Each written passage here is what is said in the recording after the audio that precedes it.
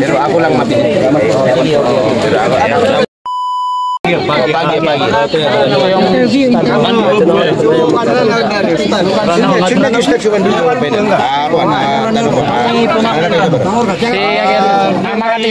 Timut-timut na makuha niya mafia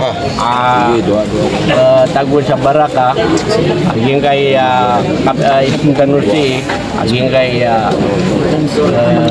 katatagui di makakasusi makapia ginon yan Bisa pera Tanusi kapipia gino. Ang baraka tuman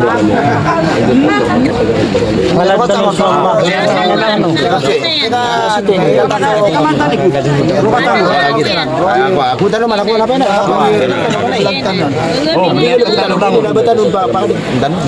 Niyatanong para tanong sa Allah. Wa qala rabbukum ud'uni astajib lakum amin ya rabbal alamin.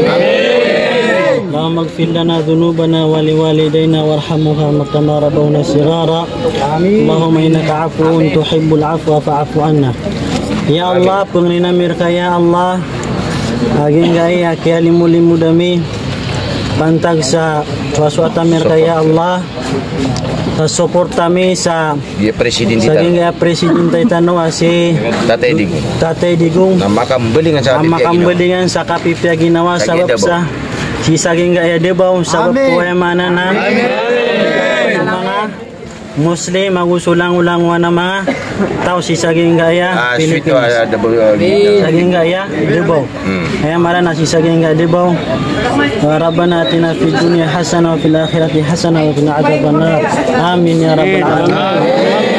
Assalamualaikum. Waalaikumsalam. Sir, pwede po pakihawak na sir. Tagalog po tayo sir ha? Yes. Mga, saan pa po kayo galing sir? Dito lang sa Davao pero actually we are from Central Mindanao. Pero nag-migrate kayo dito sa Davao.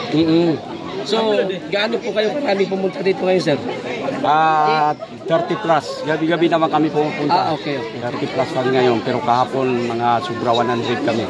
Talaga, ang dami ha? Lahat po yan mga taga Davao lang? Hindi, meron tayong from Cotabato City and North Cotabato. So sa inyo tumutuloy parang ganun? Yes. So ano pong ginagawa ninyo dito gabi-gabi sir? Nagbabantay lang tayo, nagmamatyag kasi yung sinasabing parating yung mag-church. Ang importante sa atin, hindi tayo makipag-away. Pero tingnan natin, i-witness natin na pantay at walang dayaan sa pag-church nila. Yes. Talagang ipaano nila yung due process. Kasi pag nagloko sila, at least marami tayong witness. So, ang gagawin po natin ito, o ang gagawin ho ninyo, iiwasan o para maiwasan ang mga taniman, ganun. Yes, yun ang pinakaano natin, maiwasan ng mga taniman. Kaya sumasama rin tayo ng mga babae dahil silang ipaano natin sa kanila. Silang gawin natin human shield para hindi nila mabasta-basta kasi baka kung lalaki ang mag-ano sa kanila, baka lalo tayong magkagulo. So ano po magiging mensahe niyo po kay PRRD sir? Tatay Digong, magpakatatag lang, hindi natutulog ang Diyos. Tatay Digong, marami kang natulungan. Alam namin, kayang-kaya mo yun at malalampasan mo yun. Nandito lang kami. Kahit na yung mga foreigner na Muslim, tumutulong sa panalangin na mabigyan ka ng kalayaan. Sana makabalik ka sa Pilipinas sa lalong madaling panahon. Yun ang aming hiling. Gabi-gabi namin sinasali sa dasal naming mga Muslim.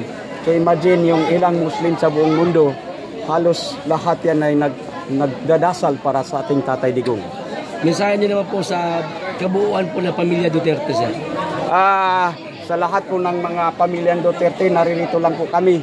Kung anong maitulong naming mga Muslim sa bilang ninyo, hanggat kaya namin, itutulong namin.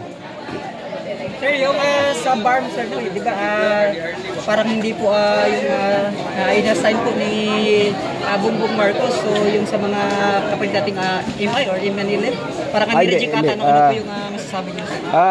Actually, si Sammy Gambar is founder din ng Manila. Kaya lang, hindi sila dumaan sa proseso. Okay man yung ganon. Kaya lang, dapat mayroong konsultasyon. Oo. Dapat nagkaroon ng konsultasyon. Hindi naman yan sila mag-aaway. Ang problema natin, yung mga tawa nila sa baba, baka sila ang hindi magkakaintindihan. Kasi yung si Murad pati si Sami Gambar, yung si Makakuha, parang magkapatid din yun. Pero ang ano natin, yung mga loyalist sa baba. Yung So mga hindi ba taga-sunod. makaka-apekto sir sa lahat ng mga Muslim natin, sa lahat ng mga Muslim brothers natin sa yung pag-check ko? Abdul. Medyo ano yan, medyo may tension yan. Kaya lang, pinipilit ng mga leader na mapaayos yan para hindi gawing sintro ng gulo ang BARM. Kasi alam naman natin na yan ang ginagawa nila dahil matatapang yung mga kapatid natin na Muslim. Talagang kahit yung mga kamag-anak kilalabanan pag mayroon silang mga karapatan. Ayun. So yung mensahe na lang sa mga kapatid nating Muslim. Yes, sa mga kapatid nating Muslim, mahinaon lang tayo. Ang isipin natin si Tatay Digong kung paano natin matulungan.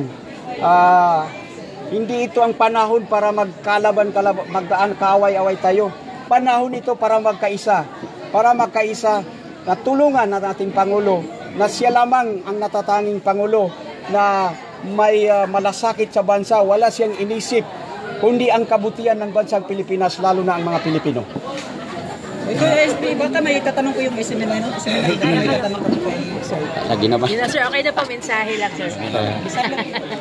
Mensahe natin sa lahat ng mga Pilipino, gising po tayo. Nakita naman natin kung gaano karami ang tumutulong sa Duterte. Nakita naman natin, imposible naman mas marami ang sira ang utak kaysa matino. So may pagpamalaki po namin na mga matino kaming tagasunod ni PRRD. So yan ang isipin natin. Halimbawa natin ng Davao. Kung kurakot ang Duterte, kung mga kriminal ang Duterte, hindi ganito ang Davao. Ginawa niya sa amin ang Davao na isang paraisong siyudad. So, palagi niya yung sinasabi, nagagawin niyang paraiso ang siyudad natin. So, yun lang. Maraming salamat. Salamat po sir. So, Bagsak, mahina. Mahina. Wala siya sa katiting ni Duterte. Mahina siya. Mama, anong last message lang kay Tore? Tore, may panahon ka rin. Hindi sa lahat ng panahon sa'yo kakampi. May araw ka rin. O siyempre si kay Junior, ano talaga yung mga... Ay, wala yun bangagi. malimbawa kung makita mo si Torres sa personal, ano gagawin niyo? Nilkatirin ko mukha niya. Saan niyo uunahin? Sa mata, sa ilong, sa bibig? Sa mata sir, para diretso bulag. Okay, salamat po. Yung titi niya. Ma'am, last na lang talaga ma'am. Malapit na po ang March 28 is ang karawan po ni Tatay Digong. Message, greeting message na lang po para kay Tatay po. Tay, happy birthday po tay. In advance. Galing po sa taga Davao, Mindanao, sa buong Pilipinas, sa aming kampanya, saan man kami galing. Tay, magpakatatag ka lang. Happy birthday, mahal ka namin. March 28, Kuya Green. Kuya Green po. March 28 po. Sige po. Sige po. Thank you po ma'am. Ayo tay, laban lang sa tay. Pagsag po. Nagdadasal. Duterte! Duterte! Duterte! Maraming salamat. Salamat po. Ingat po kayo. Ay, andito. Pag-auto lang po. Hotdog. Ipakita ko. Ipakita ma'am, taga saan kayo ma'am? Taga-Bago, Aplaya. O, mga taga-Bago, Playa, ano? Aplaya. Ano? Duterte kami. Ano? O, ano ang sigaw ng mga taga-Bago, Playa? Duterte! Duterte! Duterte! Ayan. Ito pa, sa kabila. Taga saan kayo ma'am?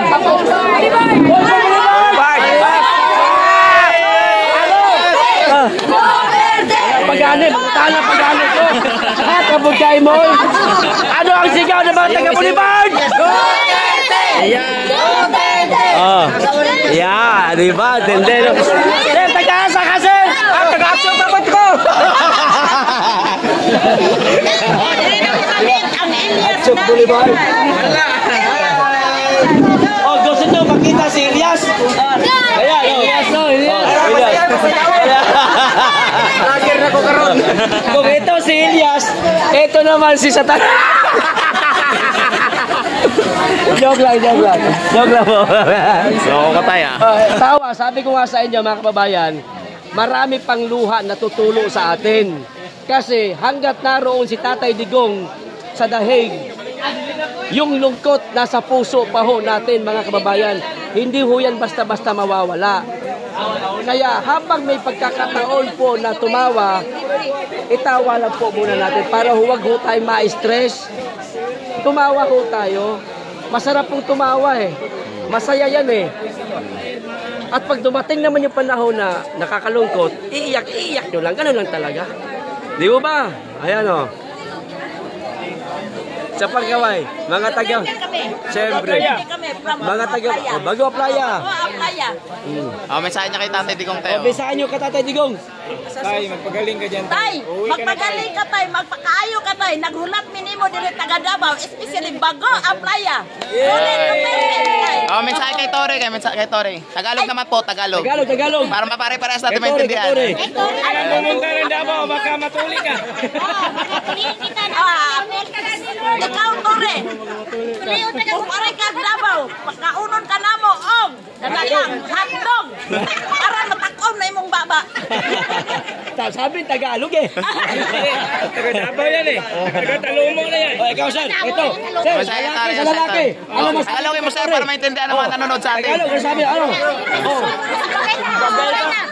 Hamunin kita, magpunta ka ng Davao. Ano hamunin mo? Ano hamon mo sa kanya? Maglaro na lang ko. Hotdog. Mga taga Holo-Solo. Asan? Ay, ito, mga taga Holo-Solo, mga kababayan. Ito, sir. Sir.